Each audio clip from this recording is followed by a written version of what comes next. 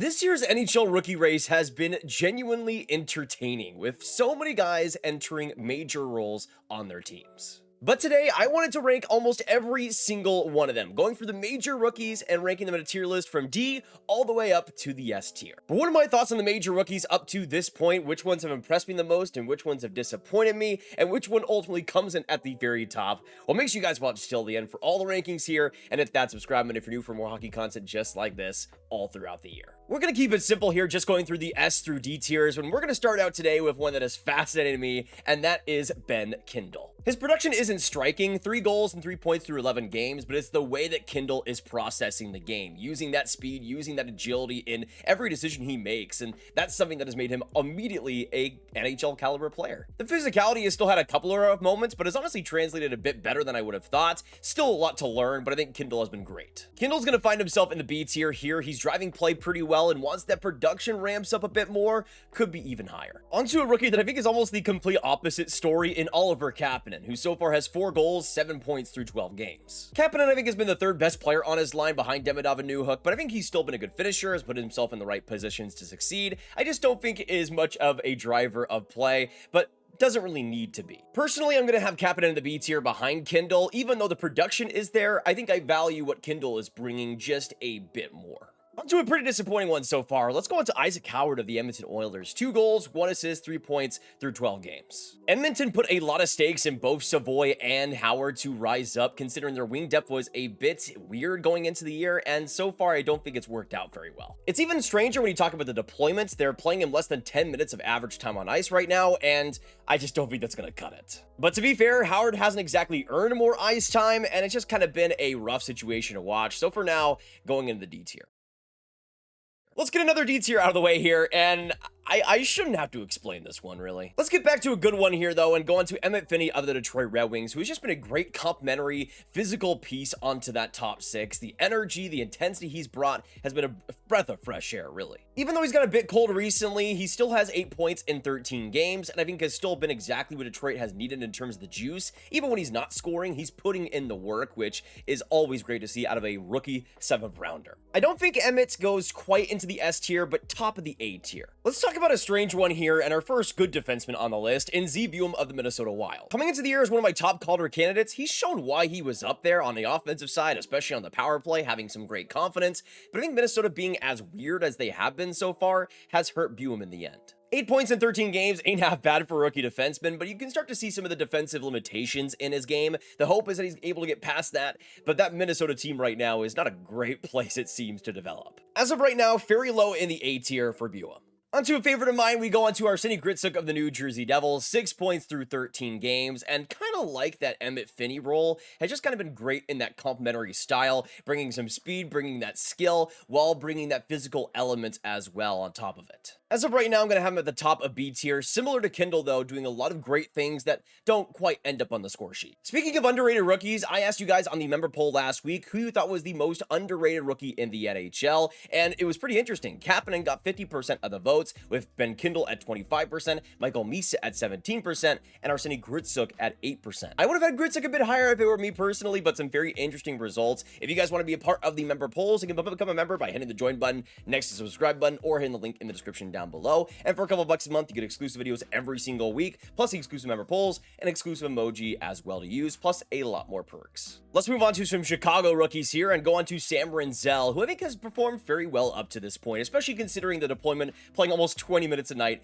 every single night. In Rinzel's case, the production hasn't been sparkling, 3 points so far, but I think what Rinzel has done best has just been protecting the puck well, keeping it out of his own net, and doing a lot of the right things with his skating and adaptability, and that's what I think Rinzel will be best at. I don't think he's going to be a 70-point scorer or anything, but he's just going to be this great two-way, puck-moving defenseman, and I think in Rinzel's case, he's been exactly that so far. Nothing's been extraordinarily fancy or anything, but I think Rinzel finds himself at the top of B tier. Onto one that has surprised me a bit, and that is another Blackhawks defenseman in Artem Levshinov, who I think is starting to actually play really well over these last few games. The first couple games of the season were just bad, simply put, but since then I think he's actually played pretty well and is up to 5 assists, 5 points through 11 games. Absolutely playing more shelter minutes than Sam Rinzel, but he's doing the most with it, looking pretty confident, especially with that passing ability, and that's what I think feeds the rest of his game. And with his body, with the physical prowess he has too, has a ton of potential with that skating and defensive game, and I think it's been improving quite a bit over the last few games.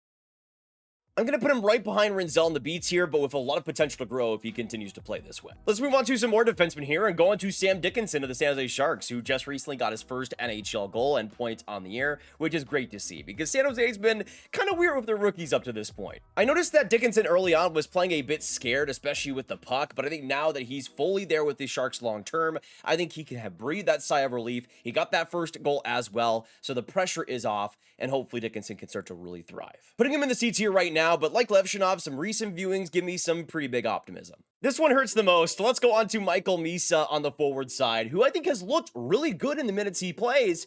It's just he's playing 2 minutes a night, basically every single night. I'm obviously being hyperbolic, but I think Misa's deployment has been a little bit too safe for my liking. He's looked really good, and especially over the last few games, has really gotten a lot more confidence. The shooting has come up as well, and the points are starting to come. It's just the opportunity to actually thrive as a rookie just isn't there. As of now, he's in the B tier, but I'm hoping he takes that Will Smith arc, and in those last few months, really is able to climb the ranks. On to another pretty disappointing one, this one for a different reason though, and Yaroslav Askarov, who has been one of the more disappointing rookies up to this point. So far has an .867 save percentage and has just not looked good in any capacity. Sure, he's been thrown to the wolves, but I still have to put him in D tier. On to another Red Wings rookie, though. We go on to Axel Sandin Pellikka, who I was kind of expecting heading into the year to be in the AHL for the most part, so I guess it's good that he won an NHL job. I don't think he's been amazing with that. Has had some good moments here and there, but I would say that's about it. The production ain't bad, 4 points through 13 games, but I think defensively he's looked quite a bit overwhelmed, and right now I'm going to put him at the end of C tier. On to a rookie I've really enjoyed and has continued to produce well. Let's go on to Beckett Seneca of the Anaheim Ducks. I don't think many people realize he has 4 goals, 7 points through 11 games, and has been one of the top Ducks producers. I love the way Anaheim's developed him so far, playing him in those shelter minutes on the power play with great guys like Mason McTavish, giving him those offensive situations, which I think is perfect for a player like him. I was worried about what he would look like in the NHL this year, especially considering how rough his preseason went defensively, but I think he's been played perfectly so far and has shown a lot of great things and a lot of great flashes up to this point. Going on to one of my favorites to watch so far, we go on to Alexander Nikishin of the Carolina Hurricanes, who I think has been one of the top defensemen in this rookie class. He's kind of come as advertised, with that booming slap shot with some great offensive electricity, plus having some big physical moments. Nikishin is just a rock star from beginning to end. The production hasn't been otherworldly, but 6 points through 11 games and a lot of chances that haven't been finished upon. I think Nikishin is playing just fine up to this point and is our first S tier so far. This one hurts a lot. Let's go on to Zane Parekh of the Calgary Flames, somebody that a few months ago I thought could be a big Calder candidate. I cooled on him a bit around the preseason, and I'm really glad I did. I still like Zane Parekh's future as this kind of cowboy power play quarterback, but I think the Flames being as rough as they've been altogether has really hurt Parekh's stock. I think he really needs somebody defensively to work around him and to field those defensive situations. Parekh is there to progress the puck up the ice, to use that offensive brain and that passing ability to the best of his advantage. But in Calgary, they just don't have a lot of great forwards. They don't have a lot of great speed up the rush, and I think that's kind of hurt Parekh's game up to this point. So far, only 1 assist, and they aren't really playing him all that much either, which I'm not really surprised by, but just leaves me disappointed. Really sad to say, but into the D tier, Parekh goes. Now, this player's been a pleasant surprise. We go on to the goaltending side for the Pittsburgh Penguins, and Artur Shilovs, who I have always enjoyed his game, especially in the AHL, hoping he'd find a home for himself in the NHL, and he certainly has with Pittsburgh. A .913 save percentage through 7 games, and currently 7th among all NHL goalies in goals saved above expected. The goaltending crop, besides Askarov, I guess, has actually been really interesting so far in the rookie race, and I think Shilovs is a great example of that. Gonna put him near the top of A tier here, a big reason for Pittsburgh's resurgence, and honestly, you love to see it. Going on to the player that is the epitome of got that dog in him, that boy nice, in Ryan Leonard of the Washington Capitals. Another example of a player that might not be scoring at an electric rate, 6 points through 12 games and 3 goals. I think what Leonard has been doing, what he's been able to show so far, has been the most important. I wasn't really a big fan of how he entered the NHL last year, looking a bit pedestrian, looking a bit cautious in his play, but now Leonard feels fully comfortable, using that body to his advantage, shielding the puck, protecting it, and with that shot, with that dual threat offense, there's so much potential in him to be even more than he is, and I think we're starting to see that unlocked more and more. Plus, I just love how he sees the ice, and when he gets that little bit of space, how he's able to work off of it. He's just a very fun player to watch and a future pest dog in this league. I might be slightly biased with how much I have loved watching Leonard play over the past few years, but he's going right at the bottom of the A tier. Now let's get into what I think right now is the top 3 contenders for the Calder Trophy, starting with a big surprise in Jakub Dobeš of the Montreal Canadiens. So far through 6 games, has a .930 save percentage, is 5th in terms of goal save of expected league-wide, and was flirting with that top 3 as well throughout a few moments of the season, being one of the best goalies out there, and still is up to this point. It's been a surprise for sure, but a welcome one, and I think in Dobesh's case, he has really proven himself as this guy that can be competitive, stay in these games, and be a bit quicker in his edges and his decision-making, which I think was kind of the big thing limiting him before. He's going straight in the S tier though so far, and in my opinion, the 3rd best rookie up to this point. But now we move on to the last 2 contenders, the guys I think are going to be the top 2 when it's all said and done with the Calder Trophy this year, at least with what they've proven up to this point. What a duel we are in store for though this year, folks. These 2 guys have been balling out. But that begs the question, who do I think has been the best rookie of them both, and who do I think comes in at number 2?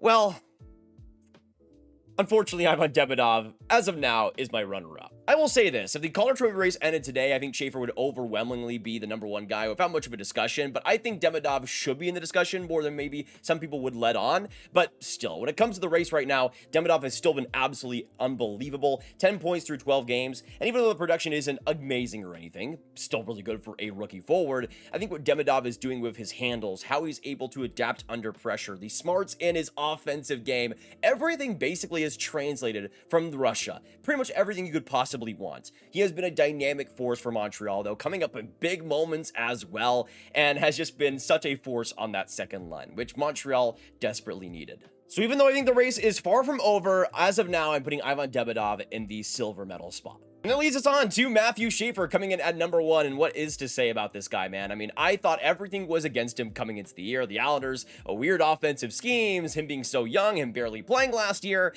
but as Matthew Schaefer has shown, he is just the enigma. He is the exception to any rule out there, and continues to produce, continues to look great as well. Coming in, I thought the skating level would really show itself, and the confidence would be good, but it's the level at which those 2 things have been at that really propels Schaefer to the other level. He has been skating circles around everybody, but it's also the confidence. I don't think I've seen a more confident rookie maybe ever, honestly. He is just at a level that you don't see out of guys that just turned 18 in this league. It just doesn't happen. But Schaefer is willing to do things that nobody else does, plus he has the skill to execute that most of the time. The production, I think, has been a bit skewed. I mean, you had that late goal that was basically off Werenski's stick, which should be an assist for Schaefer, for being honest, but still, I think he's deserved that production. And I will say this too, it's been a little bit strange. I think a lot of Schaefer's best moments haven't been scored on, but a lot of Schaefer's points haven't been his best moments. I don't know why. It's been a bit weird, but I still think the production does add up. All I know is that we are in store for one heck of a Calder Trophy race between Demidov and Schaefer. Those 2 are the front runners, but both of them are looking so good.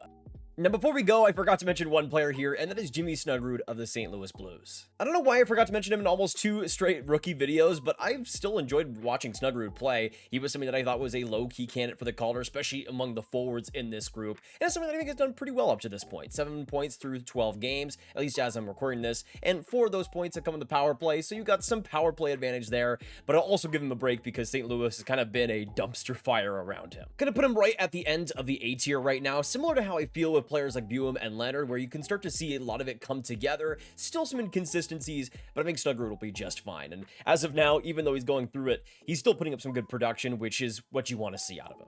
But these are my NHL rookie grades up to this point. Some guys I didn't mention, guys like Harrison Brunick, who I think are solid, but I think these are the most notable rookies up to this point, guys that have been producing or are big names heading into the year that I wanted to talk about here today. But if you guys enjoyed, make sure you hit that like button, hit that subscribe button, and the notification bell. Comment down below your thoughts on all of my picks, what you agree, what you disagree with, and of course, make sure you become a member today if you want some more content on top of things. Just hit that join button down below. And if you want some more videos too, you can click on this card for all of my hockey prospect talk right in one playlist, and I will see you guys in the next one. Have a fantastic hockey day, and goodbye.